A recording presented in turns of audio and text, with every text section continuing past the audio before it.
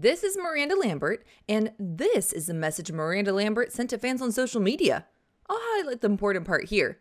Depending on if you're a glass half full kind of person or not, this is either great news or really, really terrifying news. I'm Adison Haager, and here's the short version of the story. Miranda Lambert dropped her old record label, Sony Music Nashville, and she added something of a hair flip as she strutted out the door. More on that in a second, but as she says in that social post, this has been where she released music since she was 19 years old. That's 9 albums, 7 #1 hits, more ACM awards than anyone ever, 7 CMA Female Vocalist of the Year awards, and an almost guarded spot in the Country Music Hall of Fame. Why in the world would you just quit that kind of relationship? It's my first question for Billy Dukes, who's here right now to answer 5 burning questions. Hey Billy. Hey Adison. Alrighty, you're up to bat. Why did this happen and why now? The why now part is pretty easy. Artists and labels typically have contracts for a set amount of albums, and when those albums are delivered, they either renegotiate or they don't. Gotcha. Then why? And I'm not counting this as my second question. Okay, fair enough. It's not about the money per se, but it's about value. Sony and Miranda almost certainly negotiated, and either she wanted something that they wouldn't give up, or they did.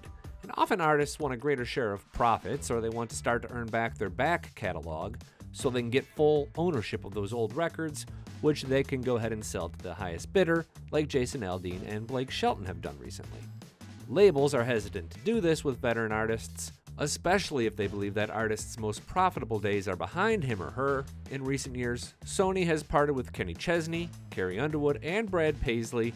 Miranda follows this pattern of focusing on younger artists on a first contract. It's possible this irritated her a little bit because, per Billboard, she put her statement out without giving Sony a heads up, leaving the label a little bit taken aback.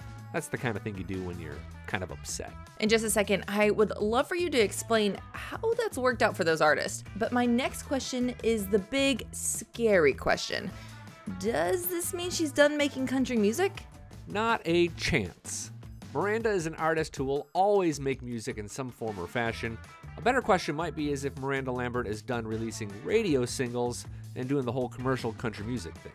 Ooh, okay, good. I can breathe a little. Thumbs up this video if you're grateful for that, and let us know how you feel about Miranda Lambert bolting in the comment section below. Any predictions? Billy, what are the odds that she'll start her own record label? Very low, and here's why. Miranda Lambert has never put her hustle into music business endeavors. We know her more as a right-brained kind of songwriter, a friend to other artists, not someone who's going to sit at the front of a boardroom and make decisions for groups of employees and then try to go work out agreements with Spotify, Pandora, etc. Frankly, that sounds like way more stress than she'd ever want. She's a traveler, a cowgirl, kind of a free spirit. Historically, when she's brokered business deals, they've either been licensing deals or been for charitable causes. I want to be really clear here. Miranda Lambert is a very strong, hard-working woman, but she's just not that kind of strong, hard-working woman. I think Brandi Carlile is an example of the latter. Before I ask you the obvious question, I'm curious, who else has switched record labels after 20 years and what the results have looked like? Well, I think that's probably the most important question. And the fact is, if it's been 20 years, an artist is near 40 years old or over 40, and historically, that's when we start to see a decline in radio success, award show wins, etc. You can call it ageism if you want, and it kind of is, definitely for women, but it has been what we've seen historically. Still, an artist like Tim McGraw has maintained a real strong place in country music culture since moving from Curb to Big Machine about a decade ago. No awards, but several #1 singles, top 10 records, and he's still a tour headliner. I mentioned Kenny Chesney, and he's now released 2 albums on Warner after a career at Sony. Those have netted him 4 top 5 singles, and he's not slowed down on tour. Carrie Underwood hasn't hit #1 since leaving Sony, but she did win ACM Entertainer of the Year in 2020. It's really hard to find an example of a superstar artist who's flipped labels and then disappeared, so breathe easy, Miranda Lambert fans. We're still going to hear her on country radio. Alrighty, my last question I have for you is, where do you think she's going to end up? Big Machine label group. That's my guess. Right now, they just have one hit-making female artist in Carly Pearce. They've proven they can promote an artist over 40 in Tim McGraw. Miranda turns 40 in November. Big Machine is known to give artists a lot of creative freedom, and historically they've found outside-the-box ways to win this game. It's worth noting that this likely won't affect Pistol Annie's.